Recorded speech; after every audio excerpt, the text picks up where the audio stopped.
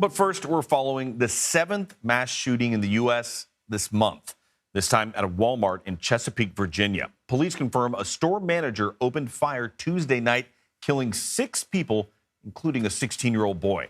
7 others were injured. Authorities say it appears the gunman died from a self-inflicted gunshot wound.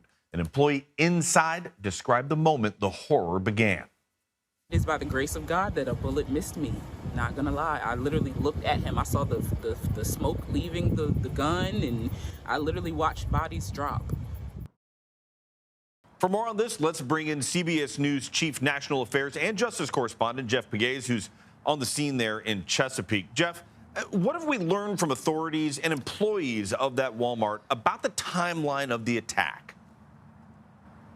Well, less than 24 hours ago is when all of this unfolded.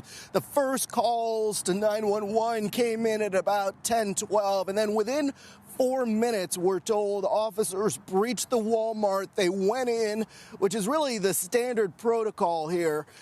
When you have an active shooter situation, they went in, they were looking for the fatalities, they were looking for the wounded, and they were looking to neutralize the gunman as well. But by the time they got to him, according to investigators, he'd suffered a self-inflicted gunshot wound. But it was a horrible scene inside that store. To think, this is the holiday season. You had holiday shoppers in there, and all of a sudden, all of it turned to horror with this store employee turning that gun not only on his co-workers, but also on some of the people in the store, the customers in the store. According to police, there were about 50 people in the store when all of this unfolded.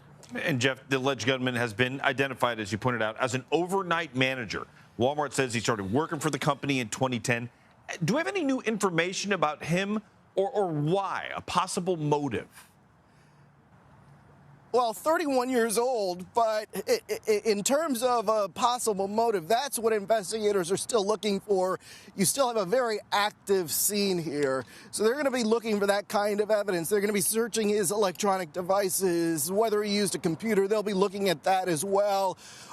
You know, this was obviously a disgruntled employee, but being a disgruntled employee doesn't always lead to this kind of incident. So they're going to try and look at his background, try to pinpoint exactly what it may have been that caused him to lash out last night on his coworkers as people were in this store.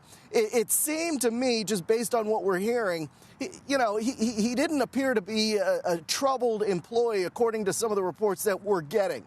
And we talked to some of the victims' family members. One of them told us that, you know, they train you to be prepared if someone comes into the store with a gun, but you're not prepared, this person said, you know, if you have an employee who is armed and turns that gun on fellow coworkers. And so it was a really chilling scene in there, and investigators are still trying to figure out the motive.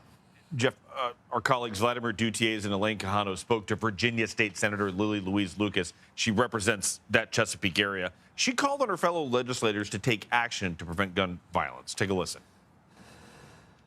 As far as I'm concerned, these thoughts and prayers just don't go far enough for me. And until the legislature gets the will to come up with some common sense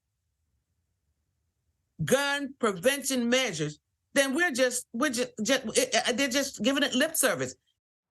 Let's contrast that with Virginia's Republican governor, Glenn Youngkin. He says now is not the time to be discussing gun legislation. This comes after 3 University of Virginia football players were fatally shot earlier this month. What is the reaction there on the ground where you're at? You know, Omar, I feel like I've heard this debate over and over and over again. And I'm sure if you talk to family members of victims, they're going to say the same thing.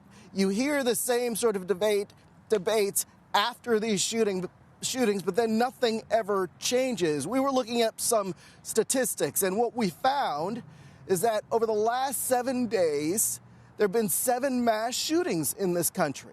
You know, think about those numbers. It is unusual to see those kinds of numbers anywhere else on this earth. And so there are a lot of people who say they want gun control. Other people say this is a mental health issue. Well, these debates continue. And what we see in this community right now, I went to the house of one of the Tanika Johnson, who was shot and killed, 22 years old. I went to her house. The first thing I noticed were her family members, each and every one of them. Their eyes were bloodshot red. You could tell that they had been grieving, you know. And so you are seeing that with victims' family members across this area because of what happened last night. Of course, they were preparing for the holiday season. We're on the eve of Thanksgiving here. But you have this horror unfolding inside this Walmart behind me. A horrible, horrible story there, and still a lot of questions unanswered. Jeff Pegues, thank you.